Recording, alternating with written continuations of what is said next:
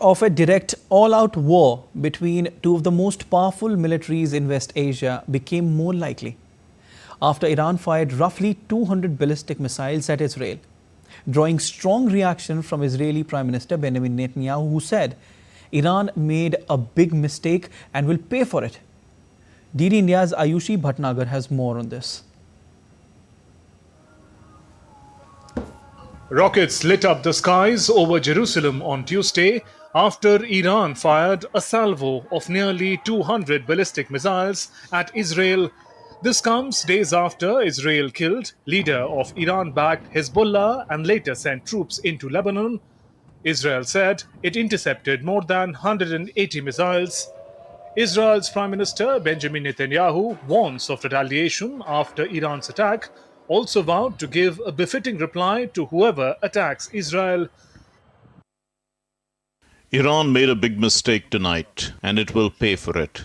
The regime in Iran does not understand our determination to defend ourselves and our determination to retaliate against our enemies. Sinwar and Deif didn't understand it. Nasrallah and Mosul didn't understand it. Apparently, there are those in Tehran who do not understand this either. They will understand. We will keep to the rule we have determined. Whoever attacks us, we attack them. Meanwhile, Iran said its missile attacks on Israel were over, but also promised a crushing response if Israel retaliated. Iran has cancelled flights across the country until Wednesday, 8:30 GMT. If the Zionist regime that has gone crazy is not controlled by America and Europe and wants to continue these crimes or wants to do anything against our sovereignty and territorial integrity, tonight's operation will be repeated several times stronger and all their infrastructure will be targeted. Washington said it would work with long-term ally Israel to ensure Iran faced severe consequences for Tuesday's attack. The Pentagon said US Navy warships fired about a dozen interceptors against Iranian missiles headed toward Israel and that there was minimal damage on the ground. Pentagon also said Tuesday's airstrikes were about twice the size of April's assault. US Secretary of Defense Lloyd Austin spoke with his Israeli counterpart Yoav Gallant. In a post on X, Austin said both countries are committed to remain in close contact with each other. US President Joe Biden also reaffirmed his country's support for Israel and described the barrage as defeated and ineffective. He ordered the US military to aid Israel's defense against any future assaults. US called on every nation in the world to condemn Iran's attack on Israel. Many leaders from across the world also voiced their condemnation against Iran's recent attack. British Prime Minister Keir Starmer, French President Emmanuel Macron, and Japan's new Prime Minister said that Iran's attacks were unacceptable. United Nations Secretary General Antonio Guterres appealed for an immediate ceasefire in Lebanon. India's External Affairs Ministry also expressed deep concern at the escalating security situation in West Asia and urged for diplomacy and dialogue. In the wake of the rising tensions, United Nations Security Council has called an emergency meeting on West Asia on Wednesday at around 1400 GMT. The European Union called for an immediate ceasefire. Israel's UN ambassador Danny Danon voiced strong reaction against Iran's unprecedented assault on Israel. Amidst rising conflict between Israel and Iran, flights scheduled to head through Iranian airspace were diverted. Bureau Report, DD India.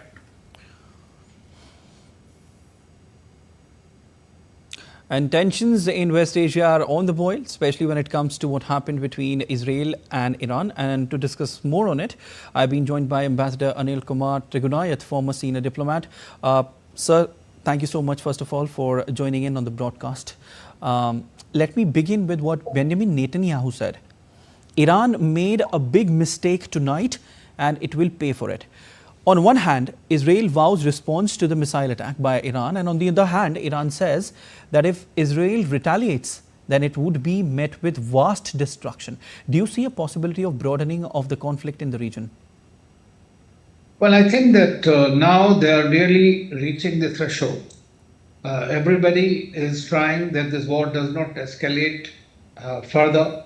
And there is this messaging that Iran has tried to give, and it had to give, because after Ismail Haniyeh's death, you know that Iran maintained the strategic patience when he was killed in Tehran itself. And thereafter, we have seen that removal of all the leadership by Israel of Hezbollah, which is the closest ally of Iran and a part of the axis of resistance. So it was all expected that Iran will have to retaliate, because there was a growing disconcert within the country and about Iran's capability to deter any of the things from Israel or its enemies. I think that was one of the main reasons that it had to do that. But it has said that it was in order to take revenge. But then Israel, which is currently basically is having is on this victory swing in a way, in the immediate neighborhood, is also not going to sit back, and it'll retaliate. Now, we have seen in April this kind of tit for tat, and whether this retaliation goes beyond the threshold, then in that case, Iran will also be forced to, I think, escalate it further. At the moment, it looks like that there will be, because everybody is saying that we'll take revenge at our own time and place of choosing and all that. But definitely the tensions are very high, and this is something that from the very beginning, October 7 onwards, the whole world has been trying to avoid this kind of a regional escalation, which will be disastrous for the region and for various countries, including India. Okay, sir, so you were saying that Iran's attack was very much on the cards. Yes, of course. I mean, I anticipated it. It had been quite some time, because the reason is Iran was persuaded not to attack. Well, it was, of course, doing it indirectly, number one. So those three proxies, Houthis, Hamas, and Hezbollah, were in fact working on its behalf. So that Iran very well knows that attacking there was going to be definitely. And here it talks about Iran has not admitted to killing Ismail Haniyeh in Israel. In Iran, but everybody knows about it, in fact, that it is implicit, and therefore they were waiting for a right time, and now Hezbollah. The problem is that this was probably to assuage the feeling within the country, and also to convey a message to Israel that Iran is not going to take it lightly. But the problem is that both are major powers, and once they get into this, the whole region will conflagrate. You talked about the axis of resistance. One of the components of axis of resistance, Houthis, is also ramping up its attacks in the Red Sea. 2 vessels are reportedly damaged. Hezbollah is also retaliating. Conflict with Hamas is also intensifying. Is the entire axis of resistance is on a retaliatory mode? Yeah, in the beginning, in fact, if you remember, that and if so, then what could be the possible implications? Well, in the beginning, if you remember, that Iran has an undue advantage, rather I would say asymmetric advantage, because of its proxies that it has created around Israel. And since Israel and Iran don't have the boundaries together, I mean, that's the reason that these proxies, especially Hezbollah, is a very strong body. But today, their whole leadership has been decapitated by Israeli strikes. So therefore, they are in a bit of a disorderly fashion at the moment, may not be able to have a very coordinating fight, but they will continue to fire missiles and drones and all that on Israelis. And you will see Houthis also, which is a very dangerous proposition, because the Houthis are controlling currently Bab el-Mandab and the Red Sea. And the whole, we have seen in the last few months, that the shipping lanes have been restricted, and they are also sending missiles and attacking on Israel directly from their Houthis. And of course, it is said that they are Iranian missiles with them. And then Hamas is still not completely finished; it is still very much there. So therefore, the whole world is hoping that the invasion of Lebanon could be avoided beyond a certain point under a section of UN Security Council 1701 up to the Litani River. And then there could be some kind of buffer zone that Israel could be able to create. But if the war goes on between Iran and Israel, then we are looking at a much greater and much dangerous escalation. Sir, Washington has pledged its ironclad support for Israel. And Iran's armed forces said direct intervention by Israel's supporters against Tehran would provoke a strong attack from Iran on their bases and interests in the region. What is your assessment on this? Well, there is no doubt that US's primary foreign policy concern has been security and safety of Israel, the right of Israel to defend itself, for which US can go to any extent. And even this time, yesterday, that we saw that many of the missiles were shot down were essentially in Jordanian airspace, where the US base is there. The US has many bases in the region, in the Arab world, basically, and also in Turkey. So which can be all used for this purpose, to deflect and to counter the Iranian attacks. But despite that, we saw that several of the missiles were able to penetrate. Now, there is no denying the fact that US, which has already deployed several ships and additional troops are being sent, and more, yes. So we'll be countering Iranian attacks and strikes, but in that case, we'll have to see how much the Russians or the Chinese are going to get into it. Of course, that will all decide the way the whole world, which way the Western theater is going to play out. So it's a very difficult situation. Okay, sir.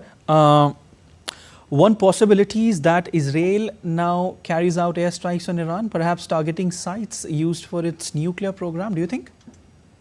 Yeah, it's possible. I mean, basically, Iran has been Israel's basic premise has been that Iran should not acquire a nuclear weapon. So there are Iran's nuclear facilities, whether it is killing their scientists or whether creating centrifuges, it has been going on through the cyber attacks and all that. But the actual attack on the facility is also quite possible.